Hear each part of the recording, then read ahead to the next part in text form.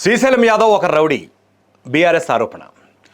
కేసీఆర్ నీ జాతకం చెప్తా, బీఆర్ఎస్కి డిపాజిట్ అయినా దక్కుతుందా? మాగంటి సునీత నామినేషన్ యాక్సెప్టెన్స్ వెనుక ఉన్నదెవరు? తెరపైకి మాగంటి మొదటి భార్య. మాగంటి ఫ్యామిలీ వివాదం రోడ్డెక్కిందా? ఇది కాంగ్రెస్కి ఎలా ఉపయోగపడుతుంది? జూబ్లీహిల్స్ బైపోల్లో గెలుపు ఎవరిది? అందరి మొగ్గు హస్తం వైపే. ఆపన్న హస్తం కోసమే జూబ్లీహిల్స్ ఓటర్ మొగ్గు. ఇవి ఇప్పుడు నేను చెప్తున్నటువంటి హాట్ ట్రెండ్స్ అనుకోవచ్చు. జూబ్లీహిల్స్ నియోజకవర్గంలో ముఖ్యంగా నడుస్తున్నటువంటి టాపిక్స్. జూబ్లీహిల్స్ బై ఎలక్షన్లో కాంగ్రెస్పై ప్రజల నమ్మకం పెరగబోతోందా అంటే అవుననే సమాధానం వినిపిస్తోంది. హైదరాబాద్లో జరగబోయే జూబ్లీహిల్స్ అసెంబ్లీ బై ఎలక్షన్స్ రాజకీయ వాతావరణానికి కొత్త ఊపుని ఇస్తోందని చెప్పి డౌట్ లేకుండా చెప్తున్నారు పొలిటికల్ ఎక్స్పర్ట్స్. ఈ ఎలక్షన్లో మొత్తం 58 మంది అభ్యర్థులు పోటీ పడుతున్నారు. బీఆర్ఎస్, కాంగ్రెస్, బీజేపీ ప్రధాన పార్టీలుగా ఉన్నాయి. ఇంకా కొన్ని స్వతంత్ర అభ్యర్థులు కూడా పోటీలో ఉన్నారు.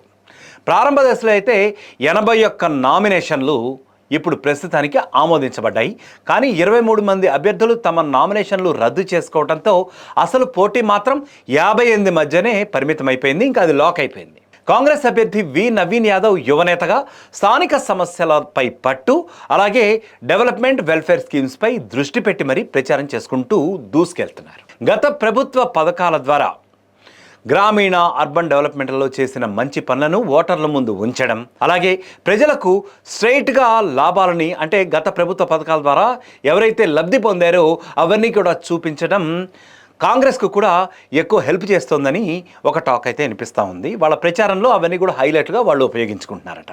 ఇది అర్బన్ కాన్స్టిట్యుయెన్సీలో ముఖ్యంగా అత్యంత కీలకమైన అంశం అని చెప్పి ఎలక్షన్ ఎక్స్పర్ట్స్ కూడా చెప్తున్న పరిస్థితి అయితే ఉంది. బీఆర్ఎస్ తరఫున మాగంటి సునీత పోటీ చేస్తున్నారు. ఆమెకు స్థానికంగా గుర్తింపు ఉన్నప్పటికీ కొంతమంది ఫ్యామిలీ కాంట్రవర్సీస్ ఇంకా గత లోపాలు ఇప్పుడు ఎత్తి చూపించే ప్రయత్నం చేస్తున్నారు మీడియా ద్వారా. సో ఈ వెలువడుతున్న కథనాలు కూడా కొంత డిస్కషన్స్ అయితే క్రియేట్ చేస్తున్నాయి. ఈ family disputes, internal party issues, ఇంకా కొన్ని వ్యక్తిగతమైనటువంటి వివాదాలు ఓటర్స్లో బీఆర్ఎస్పై కొంత ప్రశ్నార్థకమైన ఆలోచనలు రేకెత్తిస్తున్నాయి అని చెప్తున్నారు. కాంగ్రెస్ ఈ అవకాశాన్ని మరి ఉపయోగించుకుని సద్వినియోగం చేసుకుని స్టెబిలిటీ, ట్రాన్స్పరెన్సీ, డెవలప్మెంట్ అనే అంశాలను హైలైట్ చేస్తూ బాగానే ముందుకు వెళ్తోంది అని కూడా చెప్తున్నారు అక్కడ ఉన్నటువంటి నియోజకవర్గ ఓటర్లు.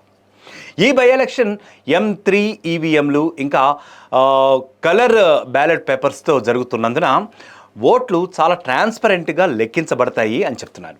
మొత్తం ఇప్పుడు జూబ్లీహిల్స్లో అఫీషియల్గా ఉన్నటువంటి ఓటర్ల సంఖ్య 4,01,365గా ఉంది. వాళ్ళందరూ కూడా తమ ఓటు హక్కును వినియోగించుకోబోతున్నారు. అర్బన్ కాన్స్టిట్యుయెన్సీ కావడంతో ఓటర్స్ చాలా ఎక్కువగా లోకల్ ఇష్యూస్, క్యాండిడేట్ క్రెడిబిలిటీ, అలాగే పార్టీ రిలయబిలిటీను దృష్టిలో ఉంచి వాళ్ళు అంటే ముఖ్యంగా ఓటర్ అన్న ఒక తీర్పుని ఖచ్చితంగా ఇవ్వబోతున్నాడు అని చెప్తున్నారు. కాంగ్రెస్ ఇటీవల చేపట్టిన డెవలప్మెంట్ స్కీమ్స్ ఏవైతే ఉన్నాయో వాటిని, సోషల్ వెల్ఫేర్ ప్రోగ్రామ్స్ని ఓటర్కి డైరెక్ట్గానే అవి లాభాలను ఇచ్చింది అని చెప్పి ఒక నినాదంతో ముందుకెళ్తోంది. ఇది కాంగ్రెస్కు మంచి సపోర్ట్ కూడా చేస్తోంది అని చెప్తున్నారు. కాంగ్రెస్ స్ట్రాటజీ మాత్రం చాలా క్లియర్గా ఉంది. వారు ప్రజలకు చాలా బలమైన ఇంకా మంచి గవర్నెన్స్ను అందించగల పార్టీ అని చూపించే ప్రయత్నం చేస్తున్నారు. దానికి ఎగ్జాంపుల్స్ కూడా వాళ్ళు ఇచ్చే పరిస్థితి అయితే ఉంది. ముఖ్యంగా నడుస్తున్నటువంటి క్యాంపెయిన్లో రోడ్లు, విద్య, ట్రాఫిక్, నీటి సమస్యల వంటి ఇష్యూస్పై చాలా స్పష్టమైనటువంటి స్ట్రాటజీస్ ఇంకా స్కీమ్స్ చూపడం ద్వారా ఓటర్లో నమ్మకాన్ని చూరగొనే ప్రయత్నం అయితే చేస్తున్నారు. నమ్మకం కూడా పెరుగుతోంది అని చెప్పి వాళ్ళు కాన్ఫిడెంట్గా చెప్తున్న పరిస్థితి అయితే ఉంది.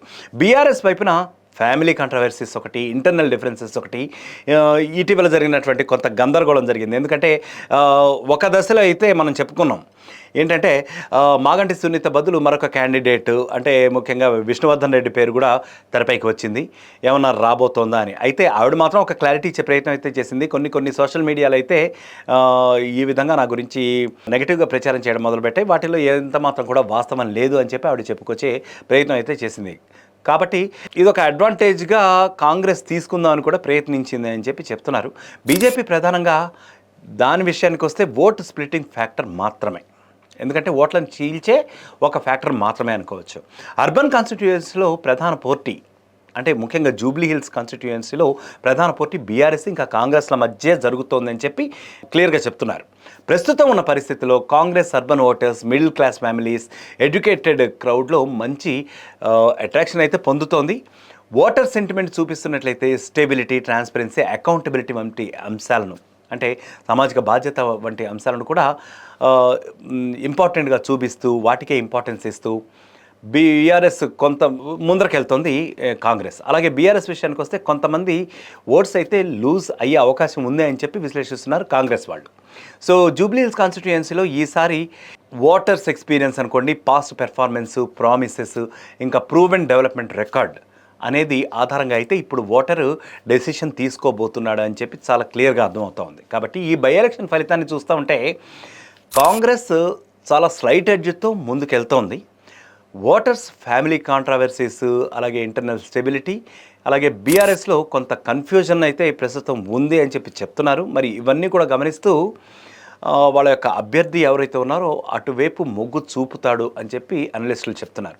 ప్రతి ఓటరు, ప్రతి క్యాంపెయిన్, ప్రతి లోకల్ ఇష్యూ ఈ కాన్స్టిట్యుయెన్సీ రిజల్ట్ని మాత్రం నిర్ధారించనుంది. ఈ ఎలక్షన్ ద్వారా ఓటర్స్ కాంగ్రెస్పై నిజమైన development, social welfare, urban issues పరిష్కారం కోసం, వాటి రిజాల్వేషన్ కోసం కూడా తమ ఎవరైతే కృషి చేస్తారో వారిపై మాత్రమే తాము నమ్మకం ఉంచుతాము అని చెప్పే పరిస్థితి అయితే ఉంది. జూబ్లీ హిల్స్ బై ఎలక్షన్ కేవలం ఒక పొలిటికల్ పోటీ మాత్రమే కాదు, అర్బన్ కాన్స్టిట్యుయెన్సీ ఓటర్స్ బలమైనటువంటి ఒక ఛాయిస్ను చూపించే ఇప్పుడు ఒక వేదికగా కూడా మారబోతోంది. ఈ ఎలక్షన్లో కాంగ్రెస్ ప్రగతి పదం, ఓటర్స్ కోసం నిజమైన డెవలప్మెంట్ని చూపిస్తూ బీఆర్ఎస్ కంటే ముందంజలో ఉండే అవకాశమే ఎక్కువగా ఉంది. జూబ్లీ హిల్స్కు బై ఎలక్షన్ హైదరాబాద్లో నవంబర్ 11వ తేదీన జరగబోతుంది. అంటే సరిగ్గా 15 రోజులు ఉంది ఇంకా. ఈ ఎలక్షన్లో మొత్తం 58 మంది అభ్యర్థులు అయితే పోటీ పడుతున్నారు. సో అందులో అంటే ఓవరాల్గా 300 పైచీలకే మంది నామినేషన్లు వేసినప్పటికీ కూడా కొంతమంది అయితే రిజెక్ట్ అయిపోయినాయి. సో అత్యధికంగా రికార్డు స్థాయిలోనే రిజెక్ట్ అయిపోయినాయి. ఆ సంఖ్య సుమారు 186 మంది వరకు ఉన్నట్టుగా కూడా తెలుస్తుంది. సో ఈసారి 58 మంది కాంటెస్ట్ చేయడం కూడా ఒక రికార్డు స్థాయి కాంటెస్టెంట్లు ఉన్నట్లే అని చెప్పి చెప్తున్నారు. సో 23 మంది అయితే వాళ్ళు వాలంటరీగా ముందుకు వచ్చి రద్దు చేసుకున్నారు. సో నేను ఇంతకుముందు చెప్పినట్టుగా సో ప్రతి ఒక్కటి కూడా రికార్డు స్థాయిలోనే ఉంది. మనకి జూబ్లీ హిల్స్ కాన్స్టిట్యుయెన్సీ ఎన్నికల సమీకరణాలు అన్నీ కూడా క్రోడీకరించుకొని చూసుకుంటూ ఉంటాయి.